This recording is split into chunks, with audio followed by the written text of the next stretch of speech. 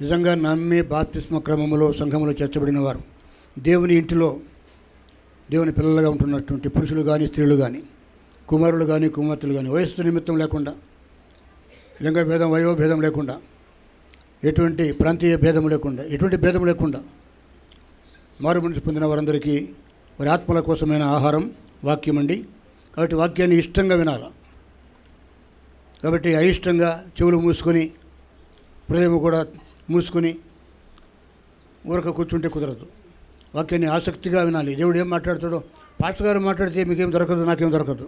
నేను మాట్లాడుతూ అని నేను కూడా వింటూ ఉండాలి. ఆ మాటలు నాకు అవసరం. కాబట్టి వాక్యానికి వద్దామండి. దయచేసి సామెతల గ్రంథము మహాజ్ఞాని సొలొమోను మహారాజు రచించినటువంటి సామెతల గ్రంథం తెరవండి. సామెతల గ్రంథము 27వ సామెతలో 27వ అధ్యాయంలో ఉన్న ఒక సామెత చదువుకుందాం. 27వ అధ్యాయము సామెతల గ్రంథము 11వ అధ్యాయము చదువుకుందాం. 11వ వచనం, క్షమించండి. నా కుమారుడా, జ్ఞానమును సంపాదించి నా హృదయమును సంతోషపరచుము, అప్పుడు నన్ను నిందించు వారితో నేను ధైర్యముగా మాట్లాడుదును. చాలండి. సొలొమోను భక్తుడు, రాజు అయినట్టు సొలొమోను మహాచక్రవర్తి, మహాజ్ఞాని.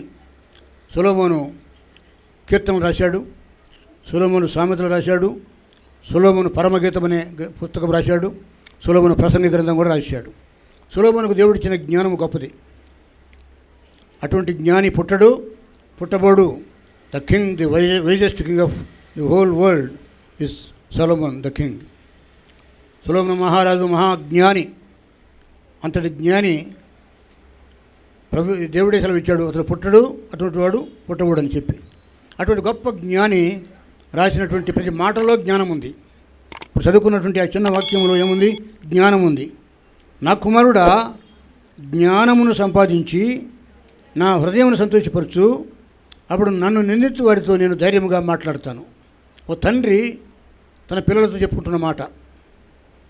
ఒకవేళ సొలొమోను మహారాజును దేవుని స్థానంలో ఉంచుకుంటే, లేక దేవుణ్ణి సొలొమోను స్థానంలో ఉంచుకుంటే, దేవుడే మనతో ఆత్మీయంగా మాట్లాడుతున్నాడేమో అని మనం గ్రహించాలా. మనమందరం దేవుని పిల్లలం, మనమందరం దేవుని ఇంటిలో ఉన్నాం. ఈ సంఘంలో ఉన్నవారు దేవుని ఇంట్లో ఉన్నవారు, ఈ ఆయా సంఘాల్లో ఉన్నవారు కూడా నిజముగా జీవముల దేవుని సంఘంలో ఆరాధించే వారందరూ కూడా దేవుని పిల్లలే. సంఘము దేవుని ఇల్లు, ఆ ఇంటికి యజమానుడు ప్రభువే. ఏదైనా నిజముగా నువ్వు దేవుని ఇంట్లో ఉంటే నువ్వు దేవుని జ్ఞానాన్ని పొందినవాడవై ఉండాలి. జ్ఞానం లేకుండా ప్రార్థించొద్దు, జ్ఞానం లేకుండా స్తుతించొద్దు, జ్ఞానం లేకుండా వాక్యం చదవద్దు. జ్ఞానం లేకుంటే నువ్వు గ్రహించలేవు. జ్ఞానం లేకుంటే నువ్వు గ్రహించలేవు, దాని ప్రకారంగా నువ్వు జీవించలేవు. క్రియాశీలకమైనటువంటి భక్తి జీవితం నువ్వు చేయలేవు. భక్తి చేయటం అంటే జ్ఞానం కావాలి. ఏ జ్ఞానం కావాలి? లోక జ్ఞానం సరిపోదు, పుస్తక జ్ఞానం సరిపోదు, మత సంబంధమైన జ్ఞానం సరిపోదు, లోక జ్ఞానం సరిపోదు, దయ్యముల జ్ఞానం కూడా ఉంది, దయ్యాలు కూడా జ్ఞానం ఉంది. ఆ జ్ఞానం సరిపోదు, దేవుని జ్ఞానం కావాలి. దేవుని జ్ఞానం కావాలంటే ఎవరి దగ్గర జ్ఞానం ఉందో అని అడుక్కోవాలి. దేవుడిని అడిగితే ఆయన జ్ఞానం ఇస్తాడు. సొలొమోను భక్తుడు అడగకపోయినా దేవుడు అన్నాడు, నువ్వు వాటిని వీటిని అడగలేదు కాబట్టి సొలొమోను, నీ తండ్రికి ఇవ్వని జ్ఞానాన్ని నేను నీకు ఇస్తాను. ఐశ్వర్యము, శత్రువులపై జయము, దీర్ఘాయుష్తో పాటు నీకు జ్ఞానం కూడా ఇస్తానని చెప్పి దేవుడు సొలొమోనుకు జ్ఞానం ఇచ్చాడు. అందుకనే ఏ మాట రాసినా, ఏ కీర్తన రాసినా అందులో జ్ఞానం ఉంది. సొలొమోను కుటుంబం పెద్ద కుటుంబం. ఎందుకంటే 1000 మంది భార్యలు ఆయనకి. ఎవరికండి? ఒక భార్యతోనే కష్టమైతే ఆయన రాజు కాబట్టి ఎవరు అడిగేవాళ్ళు లేడు. దేశానికి రాజు కదా. దావీదు వాళ్ళ తండ్రి దావీదు కూడా కొంతమంది చేసుకున్నాడు. ఆయన తప్పులు చేశాడు. ఆయనను దేవుడు దావీదును నా హృదయానుసారుడు అని దావీదును ఎన్నుకున్నాడు. సొలొమోను కూడా ముందు భక్తిగానే ఉన్నాడు, కానీ తర్వాత చెడిపోయాడు, భ్రష్టుడైపోయి 1000 మంది భార్యలను చేసుకుని 1000 మంది భార్యల్లో ఒకరు ప్రార్థన చేసేవాళ్ళు లేరు, అందరూ బొమ్మలు మొక్కేవాళ్ళే. ఈయనొక్కడే యెహోవా దేవుడు నమ్మినాడు. కనీసం ఇశ్రాయేల్ దేశంలో ఆడవాళ్ళు లేరా? స్త్రీలు కన్యకలు లేరా? ఉన్నారు. కానీ అందరూ విగ్రహారాధికులని అన్యులనే చేసుకుని భార్యల మాటలు విని భ్రష్టుడైపోయాడు, దేవునికి దూరం అయిపోయాడు. ఆయనను ఒక చరమ దశలో సొలొమోను గురించి చరిత్ర స్పష్టంగా లేదు గ్రంథాల్లో, కానీ కీర్తనలు రాశాడు, సామెతలు రాశాడు, పరమగీతం రాశాడు, అలాగే ప్రసంగ గ్రంథం కూడా రాశాడు. ప్రతి మాటలో జ్ఞానం ఉంది. దేవుడు సొలొమోనును కూడా వాడుకున్నాడు. కానీ అతనిలో కొంత దేవుని భయం ఉందని మనం నమ్మాలి. సొలొమోనులో ఏముందండి?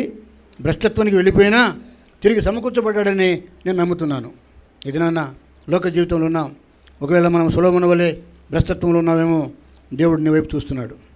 దావీదు వలె బహుభార్యాత్వంలో కొన్ని సందర్భాల్లో దేవునికి వ్యతిరేకంగా కార్యములు చేస్తున్నా మనం దేవుడు గమనిస్తున్నాడు. ఎందుకంటే ఒకసారి ఆయన నామం ధరించిన తర్వాత, ఒకసారి ఆయన కుటుంబంలో మనం లెక్కించబడిన తర్వాత దేవుడు నిన్ను విడబాయడు.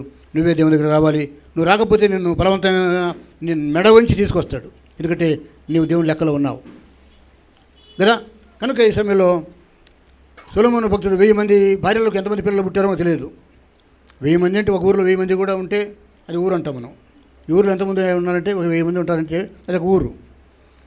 ఇప్పుడు నేను అంటాను, పట్టణం 1000 మంది ఒకరికి ఇద్దరు పుట్టినా ఆ రోజులో ఫ్యామిలీ ప్లానింగ్ లేదు. అది ఇష్టం. కాబట్టి ఎంతమంది పుట్టారో తెలియదు. ఒక పట్టణంగా పుట్టారేమో అంతమంది కుమారులు కుమార్తెలు పుట్టారు. ఎంతమంది కుమార్తెలు ఎంతమంది కుమారులకు లెక్కలేదు.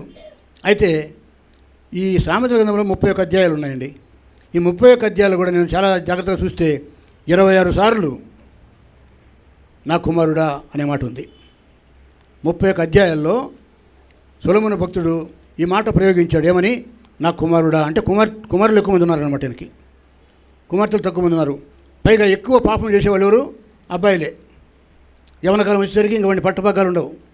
చిన్నప్పుడు చెప్పిన మాట వింటారు. యవన కాలంలో వచ్చినప్పుడు పైత్యం ఎక్కువైపోయి కొంచెం బలుపు ఎక్కువైన తర్వాత వాడు తండ్రి మాట వినడు, తల్లి మాట వినడు, సమాజం మాట వినడు, నా ఇష్టం అంటాడు. కాబట్టి సొలొమోనుకు కుమారులు చాలామంది ఉన్నారేమో. 26 సార్లు 31 అధ్యాయాల్లో నా కుమారుడా అన్నాడు. నా కుమార్తె అని చెప్పి అన్నట్టుగా ఎక్కడ లేదు. 31 అధ్యాయాలు కూడా నా కుమార్తెలరా అని అన్నమాట కనపడదు. కుమార్తెలు కూడా సందేశం ఉంది. కానీ కుమారుల విషయంలో సొలొమోను జాగ్రత్త పడి, ఎందుకంటే నేను భ్రష్టునైపోయినట్టు నా కుమారులు భ్రష్టులు కావద్దు అనుకున్నాడేమో, ప్రార్థన చేసుకున్నాడేమో. దేవుడి మాటలు ఇచ్చాడు, నా కుమారులరా అన్నట్టుగా. ఇప్పుడు మనం చదువుకున్న వాక్యం కూడా, నా కుమారుడా, ఒకవేళ తన కుమారుల్లో ఒకరిని పిలిచి, నా కుమారుడు నీ విషయంలో నాకు భారం ఉంది, బాధ ఉంది, నా ఇంటికి నాకు చెడ్డ పేరు తెస్తున్నావు, మన దేవునికి నువ్వు చెడ్డ పేరు తెస్తున్నావు, నువ్వు ఇలా ఉండకూడదు. నా కుమారుడా, నువ్వు జ్ఞానం సంపాదించుకో. మంచి ఉద్యోగం సంపాదించుకోవటం కంటే, వెండి సంపాదించడం కంటే, బంగారం సంపాదించడం కంటే, లేకపోతే భూములు ఆస్తిపాస్తులు సంపాదించడం కంటే ముందు దేవుని జ్ఞానం సంపాదించుకో అన్నట్టుగా తన కుమారుడైనటువంటి ఎవరితోనో ఒకరితో మాట్లాడుతున్నాడు. నా కుమారుడా. ఇదనమన దేవుడు సొలొమోను దేవుడు కాదు, కానీ సొలొమోను స్థానంలో మనం దేవుణ్ణి పెట్టుకుంటే ప్రభువు కూడా నీతో మాట్లాడుతున్నాడేమో, నా కుమారుడా. మరి మీరు అనొచ్చు, ఇక్కడ స్త్రీలు కూడా ఉన్నారు కదండి, మరి మగవాళ్ళకైనా ఈ సందేశం ఈ ప్రసంగం అని అనుకోవద్దు. ప్రతి వారిలో ఆత్మ ఉంది. స్త్రీలలో ఆత్మ ఉంది, దేవుని ఆత్మ ఉంది, జీవాత్మ ఉంది. నీలో నాలో ఆత్మ ఉంది. జీవాత్మతో దేవుడు మాట్లాడుతున్నప్పుడు పరిశుద్ధాత్మ ద్వారా మనం వినాలి. కాబట్టి మనందరికీ దేవుడు ఇస్తున్నటువంటి సందేశము మనం గ్రహిద్దాం. మొదట నేను ఏం సంపాదించుకోవాలంటే జ్ఞానము సంపాదించాలి. ఏ జ్ఞానము? దేవుని జ్ఞానము. దేవుని జ్ఞానం ఎక్కడుంది? God's wisdom is in his mind. దేవుని మనస్సులో దేవుని జ్ఞానం ఉంది. దేవుని మనస్సు మనకు ఎక్కడ తెలుస్తుంది? భర్త మనస్సు భార్యకు తెలుస్తుంది, భార్య మనస్సు భర్త తెలుస్తుంది. ఎందుకంటే వాళ్ళు సహవాసంలో ఉన్నారు కాబట్టి. వారిద్దరూ ఏకశరీరమై ఉన్నారు.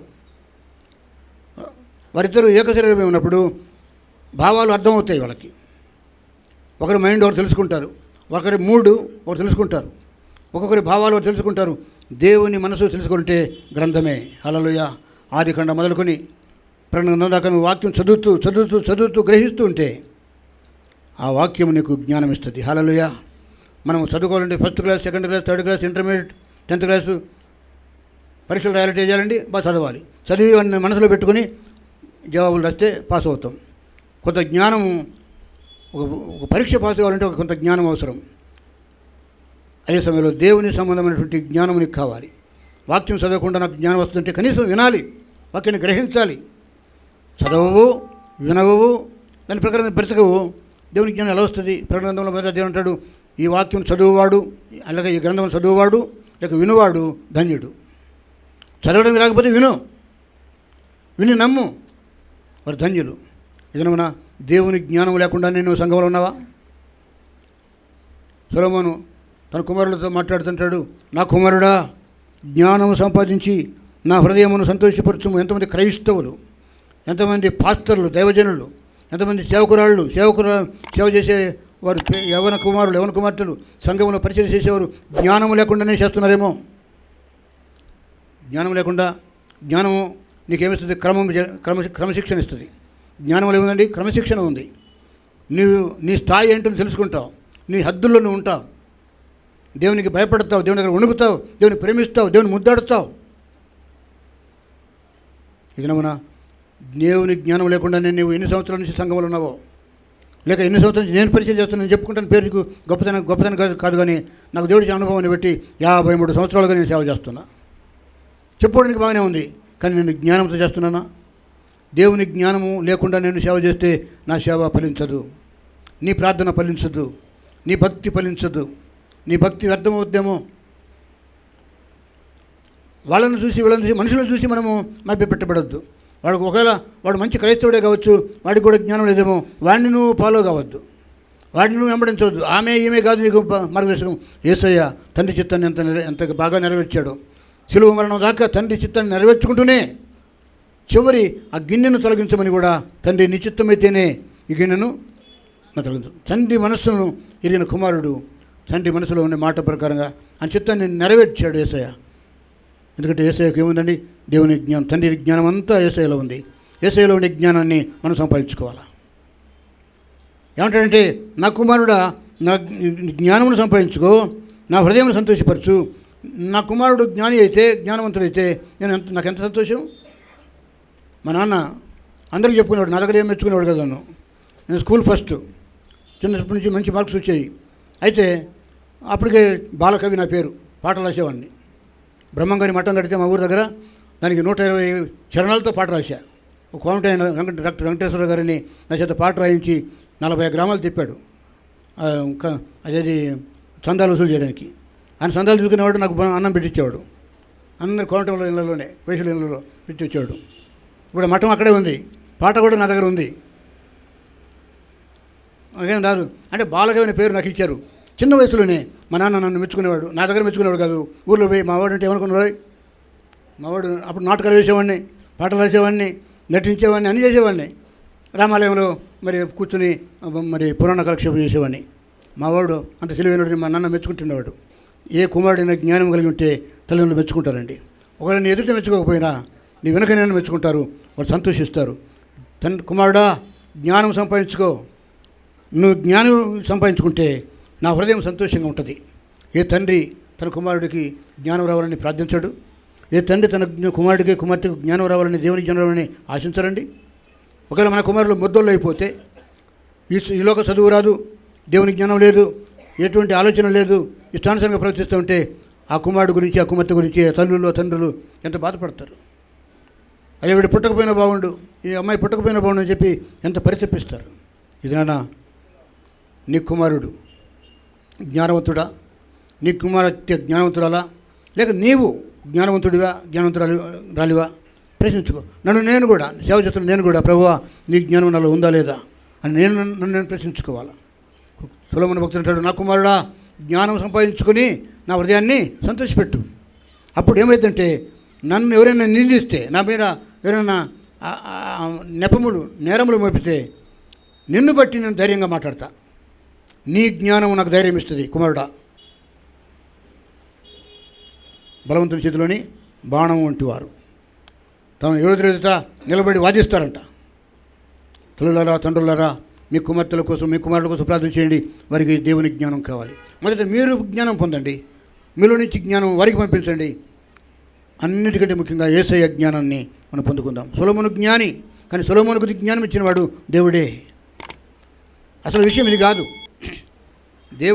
సొలొమోను భక్తుడు దేవుని జ్ఞానం గురించి తన కుమారులకు చెప్పుకుంటూ ఈ 27వ అధ్యాయంలో 7 రకాల వారి గురించి మాట్లాడుతున్నాడు.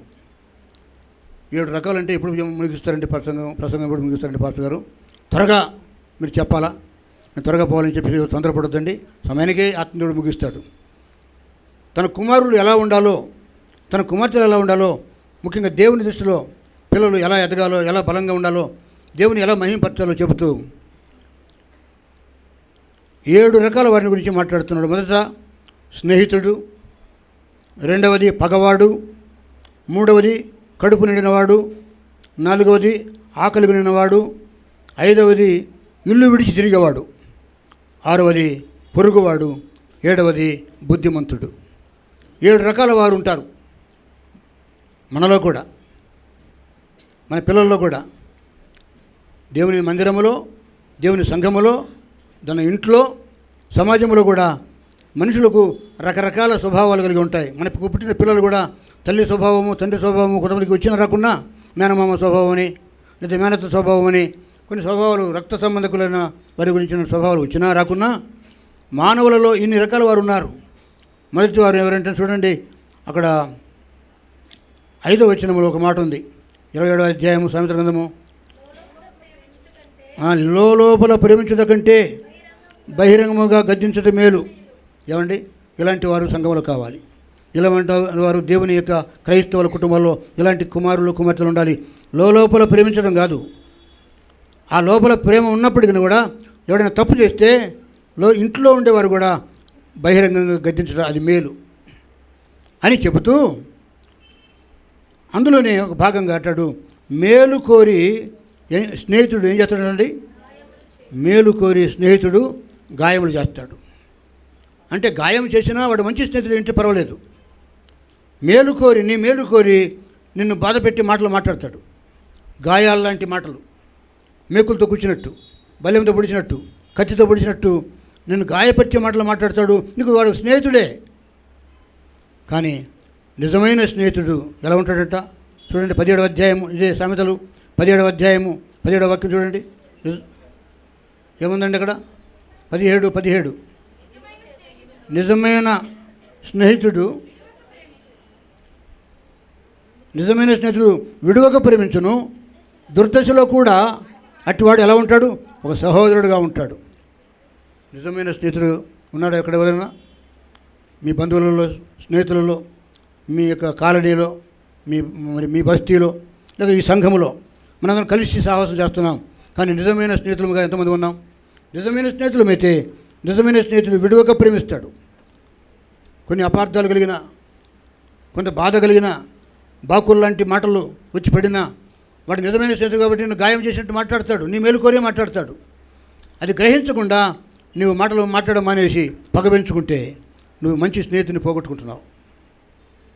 ఏం పోగొట్టుకుంటున్నావు అంటే, ఒక మంచి స్నేహితుడిని నీ మేలు కోరి నీకు కొంచెం కఠినమైన మాటలు నీ మీద నీ బహిరంగంగా నీ ఎదుట మాట్లాడినా కూడా నువ్వు అభ్యంతరపడి నువ్వు ఆ స్నేహితుని మానుకుంటే నువ్వు నష్టపోతున్నావు. ఆ స్నేహితుడిని మానుకొని ఇంకొక స్నేహితుని పట్టుకుంటావు, వాడిని కీడు చేస్తాడు. పైకి ప్రేమించినట్టుగా ఉంటాడు కానీ వాడు కీడు చేస్తాడు, అది నష్టపోతావు. నిజమైన స్నేహితుడు విడువక ప్రేమించును, దుర్దశలో అట్టివాడు సహోదరుడుగా ఉంటాడు. నీకు కీడు వచ్చినప్పుడు, నీకు నష్టం కలిగినప్పుడు, నువ్వు కృంగి ఉన్నప్పుడు నీకు ఒక మంచి స్నేహితుడిగా మాత్రమే కాదు, మంచి సోదరుడు, తోడబుట్టినవాడుగా ఉంటాడు.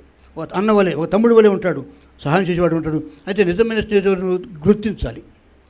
నీ ఇంట్లోనే, నీ పిల్లల్లోనే నిజమైనటువంటి వారు, నిజమైన కుమారులు, నిజమైన కుమార్తెలు, లేక నీ సమాజంలో నీతో సహవాసం చేసేవారు ఎవరైనా నిజమైన స్నేహితులుగా ఉన్నవారు ఉన్నారా? వాడు నిజమైన స్నేహితుడైతే మేలు కోరుకుంటాడు, నీ కీడు కోరడు, నీ నష్టం కోరడు, నిన్ను కృంగజేయడు, నిన్ను బాధ పెట్టడు. కానీ నువ్వు బాధపడినా నీ మేలు కోరి గాయపరిచే మాటలు మాట్లాడతాడు. స్నేహితుడు, నిజమైన స్నేహితుడు మేలు కోరి గాయములు చేయును. యేసుప్రభు అంటాడు యోహాను సువార్త 15వ అధ్యాయము 13వ వచనంలో 14వ వచనంలో, అక్కడ ఏమంటాడంటే, ప్రాణము పెట్టువాడు కంటే మరొక మంచి స్నేహితుడు ఉంటాడా? చదవండి ఆ మాటలు. యోహాను సువార్త 15వ అధ్యాయము 13-14 వచనాలు. తన స్నేహితుల కొరకు తన ప్రాణం పెట్టువాని కంటే ఎక్కువైన ప్రేమ గలవాడు ఎవడెవడూ లేడు. నేను మీకు ఆజ్ఞాపించినది ఏమనగా, మీరు నా మాటలు విని నా మాట ప్రకారం చేస్తే మీరు నాకు స్నేహితులు అవుతారు. చాలండి. ఆయన ఏమంటాడంటే, నేను మీకు స్నేహితుడును, మీరు నాకు స్నేహితులు. నేను ప్రాణం పెట్టి నా మంచితనాన్ని చూపించాను. ఆయన గాయాలు చేయలేదు కానీ ఆయన గాయాలు పొందాడు. నేను గొర్రెలకు మంచి కాపరిని అన్నాడు. తన ప్రాణములు పెట్టి మనల్ని తన స్నేహితులుగా చేసుకున్నాడు. ఆయన అన్ని సంబంధాలతో మనతో ఉన్నాడు. ఆయన దేవుని కుమారుడే, కానీ ఆయన మనల్ని కుమారులుగా, స్నేహితులుగా లేదా సహోదరులుగా, తన పిల్లలుగా, తన శిష్యులుగా చేసుకున్నాడు. యేసుక్రీస్తు వారికి నీకు ఎన్ని సంబంధాలు ఉన్నాయో, ఎన్ని బాంధవ్యాలు ఉన్నాయో ఒకసారి వాక్యం చదివితే మీకు జ్ఞానం వస్తుంది. అన్ని కోణాల్లో ఆయన మనకు బంధువే. ఆయన ఆత్మ బంధువు. హల్లెలూయా. ఆయన రక్తంతో మనల్ని కొన్నాడు. ఆయన నిజమైన స్నేహితుడు. కాబట్టి స్నేహితుడు, ఒక మంచి స్నేహితుడికి కావాలి. అయితే ఆ మంచి స్నేహితాన్ని విడిచిపెట్టొద్దు. వాళ్ళు అది గాయంగా చేసినట్టుగా ఉండొచ్చు, కఠినంగా అతను మాట్లాడుతుండొచ్చు, నీ మేలు కోరి వాడు గాయం చేసినట్టుగా ప్రవర్తిస్తాడు. కానీ ఆ మంచి స్నేహితాన్ని గ్రహించి గుర్తుపట్టి, అయ్యో ఈ స్నేహితుడు నాకు కావాలి. ఒకవేళ నాకు బహిరంగంగా నా ఎదుట కొంచెం కఠినంగా మాట్లాడినా, గద్దించినా, వీడి స్నేహితుడు నాకు కావాలి. ఈ స్నేహితుని పోగొట్టుకుంటే నాకు నష్టం అని చెప్పి నీకు ఆత్మజ్ఞానం ఉందా? ప్రేమ దేవుని పిల్లరా, బహిరంగముగా గద్దించుట మేలు అని నువ్వు గ్రహిస్తే, మేలును కోరి స్నేహితుడిగా ఉన్నవాడు గాయములు చేస్తాడు. వాడు గాయం చేసినా వాడు మంచి స్నేహితుడిని నువ్వు దేవుని జ్ఞానంతో గ్రహించగలిగితే ఆ స్నేహితుని నువ్వు పోగొట్టుకోవు. నీకు ఆత్మజ్ఞానం కావాలి. మంచి స్నేహితుని నువ్వు గ్రహిస్తే ఆ స్నేహితుని నిలబెట్టుకో. ప్రేమ దేవుని పిల్లరా, అనేకసార్లు మనకు ఆవేశం ఎక్కువ కాబట్టి ఆవేశంలో మనం సొంత నిర్ణయాలు తీసుకొని దేవుని జ్ఞానం లేకుండా ఆయాసకరంగా మనం ప్రవర్తించినప్పుడు ఒక మంచి స్నేహితుడిని మనం పోగొట్టుకుంటాం. ఆమేన్. హల్లెలూయా. స్నేహితుడు మనకు అవసరం. యేసుక్రీస్తు వారు ఆయన మంచి స్నేహితుడు, ఆయన నిజమైన స్నేహితుడు. నీవు పొందవలసిన శిక్ష ఆయన పొంది నీకు గొప్ప రక్షణ ఇచ్చాడు. రెండవదిగా ఎవడండి? పగవాడు. పగవాడంట ఏం చేస్తాడంటే, పగవాడు లెక్కలేని ముద్దులు పెడతాడంట. ముద్దుల తర్వాత గుద్దులు, పైకి ముద్దులు, లోపల నీకు తెలియకుండానే నిన్ను నాశనానికి నడిపిస్తాడు. దేవునికి పగవాడు ఎవరే అంటే అపవాది. హల్లెలూయా. ఆ అపవాది, ఆ సాతానుడు నీకు శత్రువు, నాకు శత్రువు. వాడు పైకి మనల్ని ఆకర్షించుకుంటాడు. అక్కడికి రమ్మని, ఇక్కడికి రమ్మని చెప్పి మనల్ని పిలుచుకుంటాడు. లోకంలోకి మనల్ని తీసుకెళ్తాడు. దేవునికి మనకు కాకుండా చేస్తాడు, సంఘానికి మనకు కాకుండా చేస్తాడు. వాడు పగవాడని మనం గుర్తించాం. వాడి మాటలను నమ్మి, అవి మాటలు మధురంగా ఉంటాయి, బెల్లంలాగా ఉంటాయి. అపవాదిని, దయ్యాన్ని నమ్మి మనం దేవునికి దూరం అయిపోతాం. ఆ దయ్యము ఎవడిలో దూరుతాడో, సంఘంలోనే ఎవడిని వాడుకుంటాడో తెలియదు. సాతానుడు పేతురులోనే ప్రవేశించాడు. దయ్యం పేతురులో ఉండితే సాతాను దేవుడు గద్దించాడు. పేతురు అని అల్లా, సాతానా నా వెనుకపోమన్నాడు. పేతురు అని పిలవలే. పేతురులో సాతానుడు ప్రవేశించినప్పుడు సాతానా నా వెనుకపోమన్నాడు. అయితే ఆ 12 మంది శిష్యులలో యూదాస్కరీయోతు అనేటువంటి ఒక శిష్యుడిలోకి సాతాను ప్రవేశించాడు. వాడు ముద్దు పెట్టి యేసయ్యను అప్పగించాడు. ఏమండి, ముద్దు ప్రేమతో పెడతారు కదా. మధ్యరాత్రిలో చీకట్లో ముందుగానే బేరమాడి 30 వెండి నాణేలకి నేను ఎవరిని ముద్దు పెట్టుకుంటానో ఆయనే యేసు, పట్టుకోండి అని చెప్పి ముందే అంత కుట్రబన్ని చిమ్మ చీకట్లో యేసుక్రీస్తు వారి దగ్గరికి వెళ్ళి బోధకోడానికి శుభమని చెప్పి ముద్దు పెట్టుకుని అప్పగించాడు. వాడు పగవాడు. హల్లెలూయా. మనలో కూడా ఎవరు పగవారు నేను మెరుగను. ఒకవేళ మనం ఆత్మీయ సోదరులుగా ఉంటూ, ఆత్మీయ సోదరులుగా ఉంటూ మనకు మనమే పగ పెంచుకొని ఒక పగవాడిగా, పగ స్త్రీగా, పగ పురుషుడిగా వాడికి నాకు పడదని చెప్పి అనుకున్నట్టుగా మనం ప్రవర్తిస్తే మరి నిజమా? అది న్యాయమా? దేవుని వాక్యం ఒప్పుకోదు. నిజముగా పగవాడంటే వాడిలో సాతాను దూరితే వాడు పగవాడు. వాడిలో దేవుని ఆత్మ ఉంటే వాడు పగవాడు కాదు. నిజమైన స్నేహితుడు బహిరంగంగా ఒకవేళ నీకు గాయం కలిగి మాటలు మాట్లాడతాడేమో, గద్దిస్తాడేమో, పర్వాలేదు. నిజమైన స్నేహితుడిని నువ్వు గుర్తించు. ఆ స్నేహితుడిని పోగొట్టుకోవద్దు. పగవాడైతే లెక్కలేని ముద్దులు పెడతాడు, కానీ చివరికి ఏం చేస్తాడండి? అప్పగిస్తాడు. మార్కు సువార్త 14వ అధ్యాయం చూడండి ఒకసారి. మార్కు సువార్త 14వ అధ్యాయం 44 వచ్చిన చదవండి. మార్కు 14, 44, 45 వచ్చిన ఏముందండి? మార్కు సువార్త 14 44, 45 వచ్చినాలు. ఆయనను అప్పగించిన వాడు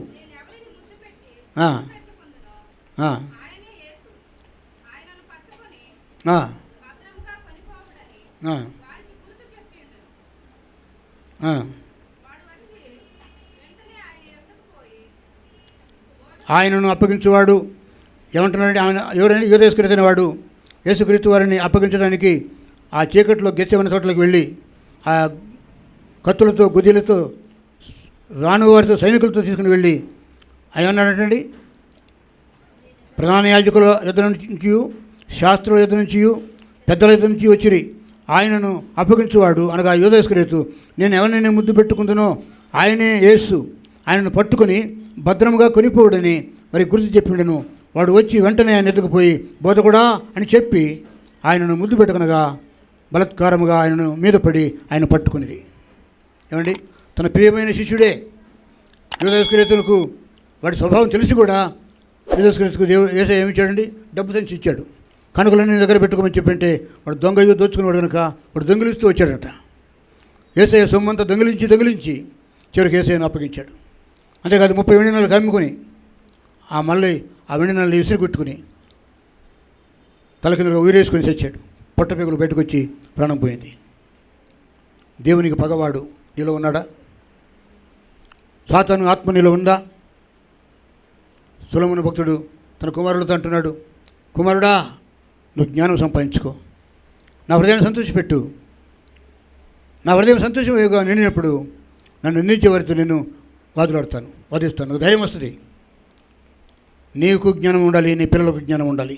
దేవుని విషయంలో, సంఘం విషయంలో, పరిచయ విషయంలో జ్ఞానం లేకుండా నువ్వు ప్రవర్తిస్తున్నావేమో. ప్రార్థన, స్తుతి, ఆరాధన, కానుకలు ఇవ్వటంలో, లేకపోతే దేవునికి సమర్పించుకునే విషయంలో, పరిచయం చేయటం విషయంలో నువ్వు ఎటువంటి జ్ఞానం గలవాడివిగా, మంచి స్నేహితుడుగా ఉన్నావా? యేసయ్య మంచి స్నేహితుడు, ఆయనకు నువ్వు స్నేహితుడుగా ఉన్నావా? పగవాడి వలె పైకి మాత్రం ముద్దులు పెడుతూ లోపల దేవునికి కీడు చేస్తున్నావా? పగవాడు ఏం పెట్టునండి? లెక్కలేని ముద్దులు పెడతాడు. ఆ మూడవది ఎవరండి? మూడవది ఎవరు? కడుపు నిండినవాడు. కడుపు అంటే 2 కడుపులు ఉంటాయి. ఆత్మ సంబంధం కడుపు ఉంటుంది, శరీర సంబంధం కడుపు ఉంటుంది. శరీర సంబంధం కడుపుకు మంచి ఆహారం కావాలి, బిర్యానీలు, పలావులు, మాంసాలు అన్నీ కావాలి, ఇష్టమైన ఆహారం కావాలి. వాడు కడుపు నిండా తింటాడు. బాగా తినేవాడిని ఏమంటారండి? తిండిపోతుంటారు కదా, తిండిపోతుంటారు. అయితే మనం తిండిపోతులుగా ఉండకూడదు. బతకడం కోసం తినాలి కానీ తినడం కోసం బతకూడదు. అయితే ఇక్కడ ఏమిటంటే వాక్యము జ్ఞానంతో నిండింది కాబట్టి కడుపు నిండిన వాడు తేనె పట్టు నేను తొక్కి వస్తాడంట. బాగా తిన్న తర్వాత తేనె పట్టు అనేది ఎంత మధురంగా ఉంటుంది, తేనె దొరికితే కొంచెం తినాలనిపిస్తుంది. కానీ కడుపు నిండిన వాడికి తేనె పట్టు కూడా వికసమయ్యుద్ది, అని తొక్కేస్తాడు. ఒకవేళ దేవుడు నీకు కడుపు నిండా తినడానికి మంచి ఆహారం ఇస్తే వాక్యాన్ని నువ్వు తిరస్కరిస్తున్నావు. నాకేందుకు వాక్యం ఎందుకు, నాకు సంఘం ఎందుకు, నాకు ప్రార్థన ఎందుకు, నాకు బాగా కడుపు నిండి తింటున్నా, కంటి నిండి నిద్రపోతున్నా, మంచి బట్టలు మంచి వస్త్రాలు ఉన్నాయి, నా స్థితి బాగుంది, నాకు ఇప్పుడు దేవుడు అవసరం లేదు. కడుపు నిండి పడిన ఉన్నావా? వాక్యం విషయంలో కూడా బాగా వాక్యం తెలుసు నీకు, ఆయన కంటే వాక్యం నీకు బాగా తెలుసు. నాకు వాక్యం బాగా వచ్చు కాబట్టి నేను ఇంకెక్కడ సంఘానికి పోను, సాహసానికి పోను, నాకు ఇంకా ఏం నేర్చుకుని అవసరం లేదు అని చెప్పి ఇంకా దేవుని కంటే ఎక్కువ జ్ఞానులుగా మనం ప్రవర్తిస్తూ ఉంటాం. నాకు వాక్యం వచ్చు, నేను కూడా చెప్పగలను, నేను కూడా మాట్లాడగలను అని చెప్పి ఒకవేళ ఇంకా నీ అజ్ఞానాన్ని దేవుని దగ్గర ప్రదర్శించుకుంటూ సంఘములో సహవాసంలో ఉండలేకపోతున్నావా? దేవుని వాక్యం కొంచెం చర్చ సరిపోదండి. దేవుని వాక్యానికి అంతం లేదు. ఇన్ని సంవత్సరాలు నేను సేవ చేస్తున్నా, నాకు ఇంకా చాలా తెలియదు, నాకు ఇంకా చాలా తెలియదు. నాకంటే నిన్నగా మన వచ్చిన వారు ఎక్కువ గొప్ప జ్ఞానంతో వాక్యం చెప్తున్నారు. నేను అలా చెప్పలేకపోతున్నానని నేను బాధపడతాను, అసూయపడను. దేవా, వారికి ఇచ్చిన జ్ఞానం నాకు కూడా ఇవ్వు. ఈ వయసులో ఇక్కడ ఈ చిన్న సంఘాన్ని నడిపించడంలో నాకు దేవుడు జ్ఞానం కాస్త కోస్త ఇవ్వబట్టే నేను మీ మధ్య ఉండగలుగుతున్నాను. వాక్య జ్ఞానం నీకు దేవుడు ఎంత ఇచ్చినా ఇంకా తక్కువే. నాకు సరిపోద్దులే, ఏ జ్ఞానం సరిపోద్ది, నాకు ఏ సాహసం అవసరం లేదు, ఎక్కడ నేను వాక్యం ఎన్నో అవసరం లేదు చెప్పి నీవు ముడుచుకుంటే నువ్వు నష్టపోతావు. కడుపు నిండినట్టుగా ఉన్నావా? సంఘంలో ఒక పూట తింటే మళ్ళీ మధ్యాహ్నానికి ఏమవుతుంది? ఆకలి అవుద్ది. మధ్యాహ్నం తిన్నవాడికి సాయంకాలం రాత్రిపూట మళ్ళీ ఒకసారి ఆకలి అవుద్ది. 3 పూటలు మనం తింటామే, ఇంకా చాలే అనుకోక కదా, ఆకలి కొట్టినే ఉంటాం. యేసుక్రీస్తు వారు ఆకలిగా ఉన్నాడు.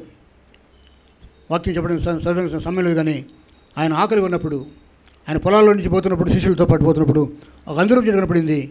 అంజూరపు చెట్టు మీద ఫలములు ఉంటాయేమో ఆశపడ్డాడు. ఆయన ఆకలిగా ఉన్నాడు. అయితే అంజూరపు చెట్టు మీద ఏం లేదు, ఫలము లేదు, ఆకులు కొమ్మలు పచ్చగా ఉన్నాయి. యేసయ్య ఆశపడ్డాడు. అంజూరపు చెట్టుకున్న గుణం ఏంటంటే అంజూరము అన్ని కాలాల్లో ఫలించాలి. అంజూర పొలములు పండించడానికి ఒక కాలం లేదు. అన్ని కాలాల్లో అది ఫలిస్తుంది. ఎండాకాలము, వర్షాకాలము, అది పండించాలి. ఒక ఆకు ఎన్ని ఆకులు ఉన్నాయో అన్ని ఫలములు ఉండాలి దానికి. అది అంజూరపు చెట్టు యొక్క స్వభావము. కానీ యేసయ్య ఆశ నిరాశ అయిపోయింది. యేసయ్య అంజూరపు చెట్టును చెప్పించాడు. ఆయన మనిషిని చెప్పించలే. ఎందుకంటే చెట్టును చెప్పించాడు. ఎందుకంటే చెట్టులో ఆత్మ ఉండదు కాబట్టి చెట్టును చెప్పించాడు. ఎందుకంటే ఆయన ఆశపడ్డాడు, ఆకలిగా ఉన్నాడు, ఫలం లేదు. నీవు ఆకలిగా ఉంటే ముందు వాక్యం కోసం ఆకలి కొను. దేవుడు నీకు మంచి ఆహారం ఇస్తాడు. కానీ కడుపు నిండిన వాడి వల్ల నువ్వు ప్రవర్తించొద్దు. నా కడుపు నిండిందిలే, వాడు ఆకలి కొట్టి నాకేంటి అన్నట్టుగా ఆకలి ఉన్నవాడికి ఆహారం పెట్టు. యేసయ్య ఆకలి కొంటే ఇశ్రాయేలు అన్నం పెట్టలేదు. ఆయనే శిష్యులకు రొట్టెలు పెట్టాడండి. ఆయన దగ్గర ఉన్న డబ్బుతోటి, యేసు క్రీస్తు ఉన్న డబ్బులతో రొట్టెలు కొని ఆయనకి ఇచ్చాడు. 5,000 మందికి ఆహారం పెట్టాడు. 4,000 మందికి ఆహారం పెట్టాడు. 5 రొట్టెలు 2 చేపలతో. ఆయన తిండిపోతు కాదు. హల్లెలూయా. యేసయ్య తిండిపోతు కాదండి. ఎగనమున కడుపు నిండిన వాడి వల్ల నుండి ఆకలి ఉన్న చూసి అసహించుకుంటున్నావా? జాగ్రత్త. వాక్యం విషయంలో నువ్వు కడుపు నిండినట్టుగా నాకు నిండి చాలేసే వాక్యం చాలేనట్టుగా ఉండొద్దు. ఇంకా సంపాదించు, జ్ఞానం సంపాదించు. 4వదిగా ఆకలిగా నిన్నవాడు. అదే మనం అనుకున్నాం కదా, యేసయ్య ఆకలిగా ఉన్నాడు. మార్కు సువార్త 11వ అధ్యాయము 12వ మాట ఉంది. ఆయన ఆకలిగా ఉన్నప్పుడు ఆ చెట్టు మీద ఫలం కోసం చూస్తే ఫలం లేదు. ఒకవేళ నిన్ను చూసి, ఇదిగో ఈ నా కుమారుడి దగ్గర నా ఆకలి తీర్చుకుంటాను, ఈ కుమార్తె దగ్గర, ఈ సేవకుడి దగ్గర నా ఆకలి తెచ్చుకుంటానని చెప్పి యేసయ్య ఒకవేళ నీ దగ్గరికి వచ్చి నాకు ఆకలి అవుతుందంటే యేసయ్యకి ఏ ఆహారం పెడతావు నువ్వు? యేసయ్య నైవేద్యాలు కోరుకునేవాడు కాదు. ఆయన బలులు కోరుకునేవాడు కాదు. నువ్వు ఆయనకు కావాలి. నీ స్తుతి, నీ ఆరాధన కావాలి. ఆయన సంతోష పెడతావా? ఆయన ఆకలిగా ఉన్నాడని చెప్పి నువ్వు ఎప్పుడైనా గ్రహించావా? లేక నీవు ఆకలి ఉన్నప్పుడు ఆయన ఎప్పుడైనా ప్రభు నాకు ఆకలి అవుతుంది అని నువ్వు ఎప్పుడైనా ప్రార్థించావా? నీ ఆకలి తీర్చేవాడు ఆయనే. అయితే ఆయన ఆకలి నీ విషయంలో ఆత్మీయమైంది. అది శరీర సంబంధమైనది కాదు. నీ నైవేద్యాలు, నీ బలులు ఆయనకు అవసరం లేదు. 5వదిగా ఎవరండి? ఇల్లు విడిచి తిరిగేవాడు. ఎవడండి 5వాడు? ఎవడండి? కుమార్తెలలో ఇల్లు విడిచి తిరిగేవారు ఉన్నారు. ఇల్లు విడిచి తిరిగేవాడిని ఏమంటారండి? తిరిగిపోతుంటారు. తినేవాడిని ఏమంటారు? తిండిపోతూ. ఇల్లు విడిచి తిరిగేవాడు, వాడు ఇంట్లో ఉన్నాడు, రాత్రి ఉన్నాడు, పగలు ఉన్నాడు, వాడికి ఇష్టమైతే వస్తాడు, కష్టం అనుకుంటాడు. కొన్ని సంవత్సరాల క్రితం ఒక యవనస్తుడు, నాకు బాగా తెలిసినప్పుడు అబ్బాయిని అడిగాను. కనపడతాడు, మాత్రం మాయమైపోతాడు. మళ్ళీ కనపడతాడు, మాయమైపోతాడు. అడిగాను, బాబు ఏం చేస్తున్నావు నువ్వు అని చెప్పంటే, ఏం లేదు అంకుల్, ఐటీబీటీ అన్నాడు. ఏమన్నాడండి? ఐటీబీటీ అంటే ఇంట్లో తిని బయట తిరగటం. అడిగాను, ఐటీబీటీ అంటే ఏందా అంటే ఈ మాట చెప్పాడు, ఇంట్లో తిని బయట తిరగటం.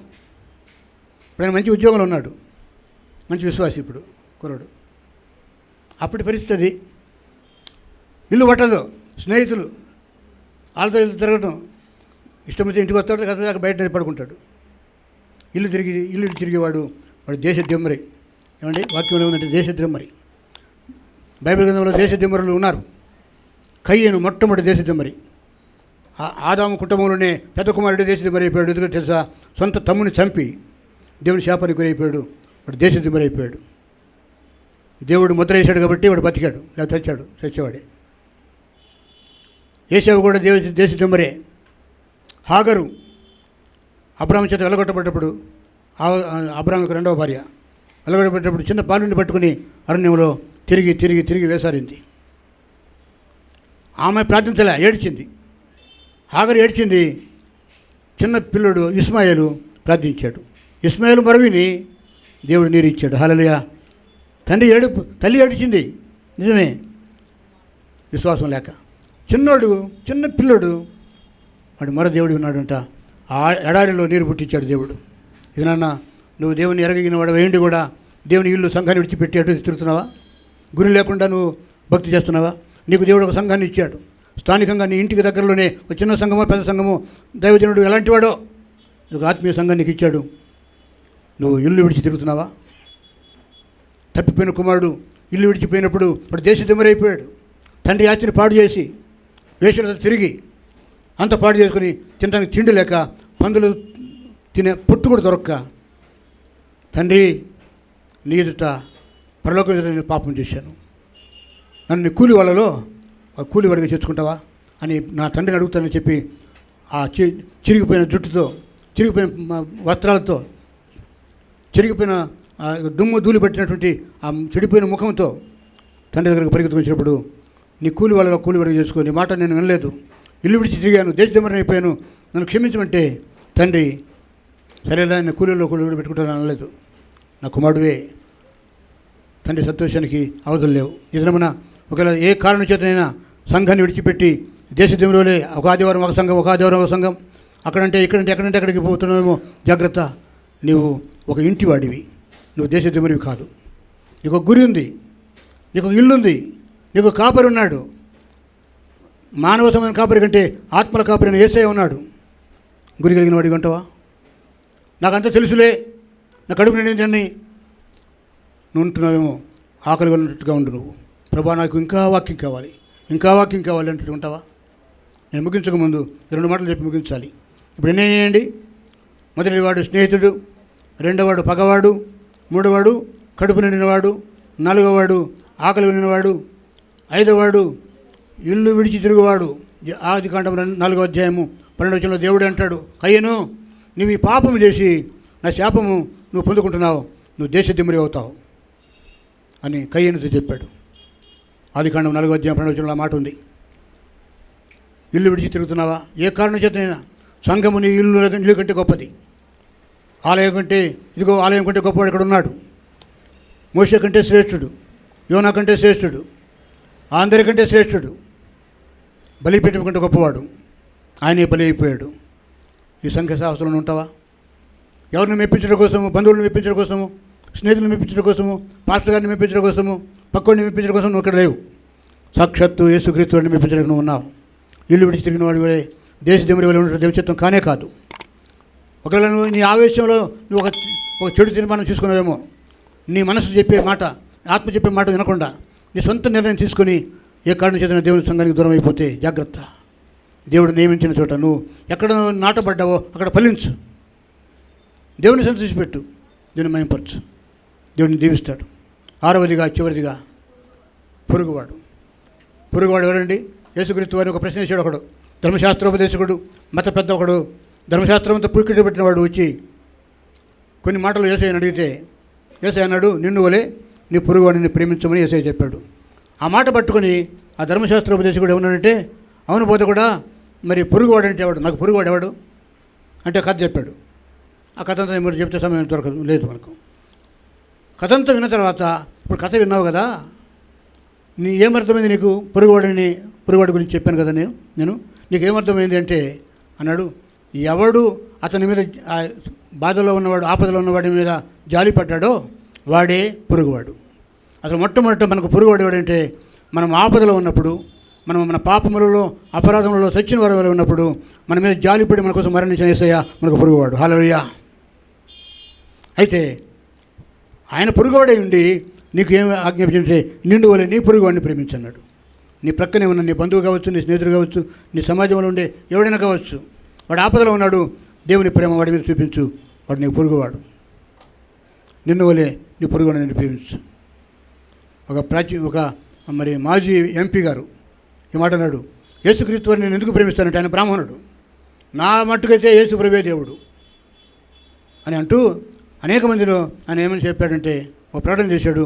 ఎందుకు యేసు ప్రభు దేవుడు అంటే, తను తగ్గించుకున్నవాడు హెచ్చింపబడును, తను హెచ్చుకున్నవాడు తగ్గించబడును చెబుతూ నిన్ను వలే నీ పొరుగువాడిని ప్రేమించమని చెప్పిన ఈ దేవుడే దేవుడు. హల్లెలూయా.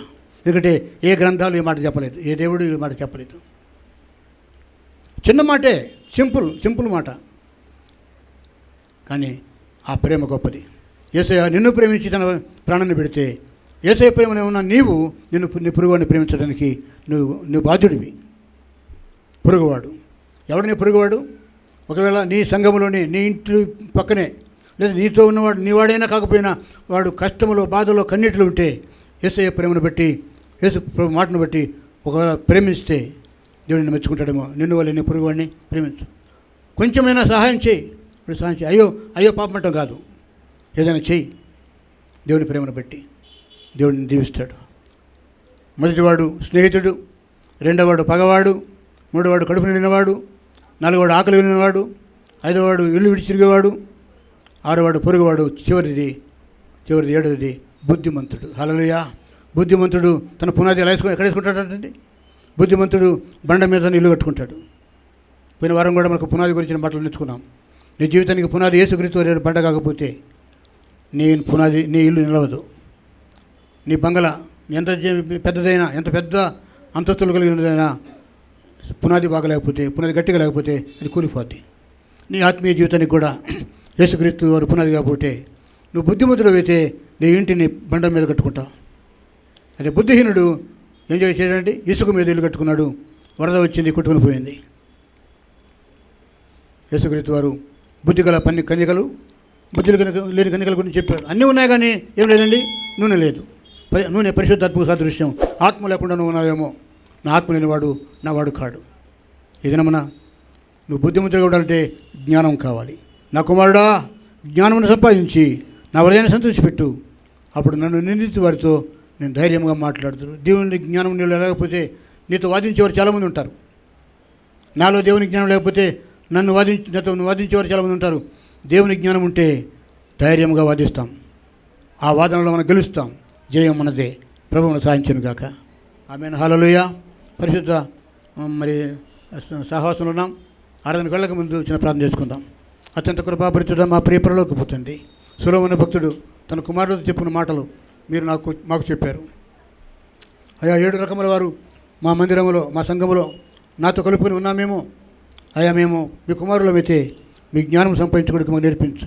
మీ జ్ఞానం సంపాదించుకొని మేము ధైర్యంగా వాదించడానికి మాకు సహాయం చేయండి. అయా, బలను సిద్ధపడుతున్న మీ పిల్లలను దీవించండి. సంఘంలో ఎవరెవరే పరిచర్యలు చేస్తున్నారో ప్రతి ఒక్కరిని కనికరించి ప్రతి వారిని దీవించండి. పెద్దలను, పరిచారకులను, పురుషులను, స్త్రీలను, కుమారులను, కుమార్తెలను దీవించండి. మాకు ఏ వర్తమానం అందించారో మా ఆత్మీయ జ్ఞానానికి అయా ప్రభా, మా బలాన్ని అధికం చేయండి, మా జ్ఞానాన్ని అధికం చేయండి. మేము మీ జ్ఞానం కలిగి వచ్చినట్టుకు మా కృప చూపించండి. మేము బుద్ధిహీనులుగా ఉండకుండా, అయా మేము పగవారిలాగా ఉండకుండా, అయా మేము గాయపరిచేవారుగా ఉండకుండా, మేము కడుపు నిండిన వారులుగా ఉండకుండా, ఆకలి వారుగా ఉండటకు మాకు నేర్పించండి. మీ జ్ఞానం అనుగ్రహించి ఘనత, మహిమ, ప్రభావం పొందండి. బల నిమిత్తం సిద్ధపరచండి. అయ్యా, యేసునామములో అడిగి వేడుకుంటున్నాము తండ్రి. ఆమేన్. హల్లెలూయా. ఆశీర్వాదం. తండ్రి దేవుని ప్రేమ, ప్రభువైన యేసుక్రీస్తు వారి కృప, పరిశుద్ధాత్మ దేవుని అన్యోన్య సహవాసము, ప్రియ సంఘ సహవాసము మనందరికీ, మన కుటుంబాలకు, సంతానములకు, సమస్తములకు, సంఘములకు, పరిచర్యకు, సకల పరిశుద్ధులకు, ప్రపంచ సంఘానికి, ప్రపంచ ప్రజలకు, ప్రభుత్వాలకు ఇప్పుడు ఎల్లప్పుడు సదాకాలం తోడుగా ఉండి కాపాడి భద్రపరిచి దీవించి స్వస్థపరిచి విజయ పదవులు నడిపించునుగాక. ఆమేన్. హల్లెలూయా. యేసు రక్తమునకే జయం. ప్రభు యేసు రక్తమునకే సంపూర్ణ విజయం. అపవాది క్రియలకు అంత నాశనము కలుగునుగాక. ఆమేన్. ఆమేన్. ఆమేన్.